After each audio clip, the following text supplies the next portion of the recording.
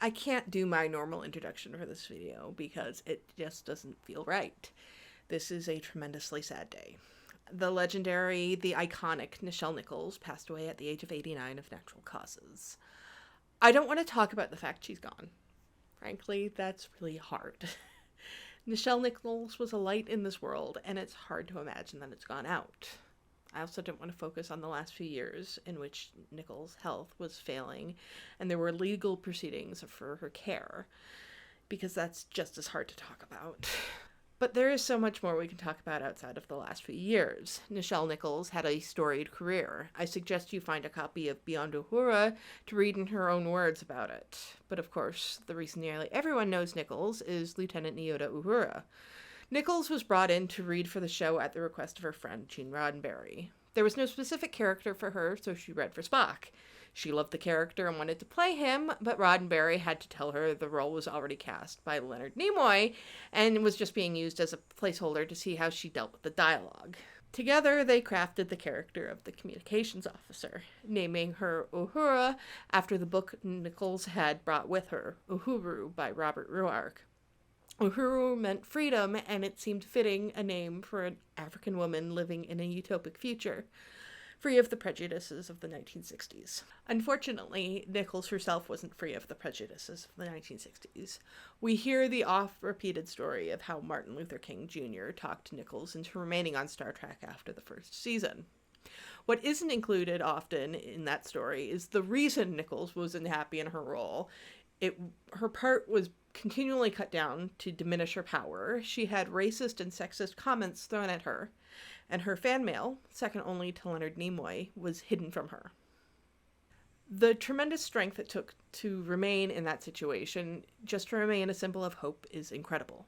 One of the most famous stories showing the impact of Nichols' presence on TV was young Karen Johnson seeing Uhura on television and then running through the house yelling, "Mama, there's a black lady on television and she ain't no maid," and realized she could do anything, and then grew up to become Whoopi Goldberg, who, despite being one of the biggest stars in Hollywood at the time, took a recurring role on a syndicated television series as Guinan just because she wanted to be on Star Trek like her hero. As Uhura, Nichols would break television boundaries, participating in one of the first on-screen interracial kisses with William Shatner in the episode Plato's Stepchildren. While the kiss in the episode was non-consensual due to alien mind control, that didn't change the impact it had on television history. When the network became nervous about the scene, they requested an alternate take be filmed where they didn't kiss, and Nichols and Shatner flubbed every single one so that only an actual kiss scene was usable. While Uhura never had an episode dedicated solely to her in the original series, she would have important roles in episodes like Charlie X, The Changeling, Mirror Mirror, The Gamesters of Triskelion, and the aforementioned Plato's Stepchildren. One of the most important episodes featuring Uhura wouldn't occur until the animated series, in the Lorelei Signal, where all of the male crew members were impaired by the siren-like Taurians. Uhura would take command of the Enterprise, leading an away mission to save the men of the Enterprise. Nichols was not content to remain a fictional symbol. After Star Trek's cancellation, Nichols volunteered for a special program with NASA, creating recruitment videos specifically geared towards women and people of color. Among the people who credited Nichols for their recruitment were Dr. Sally Ride, the first woman in space, Colonel Guion Ulford, the first black man in space, and Dr. Mae Jemison, the first black woman in space. Nichols also served on the Board of Governors of the National Space Institute.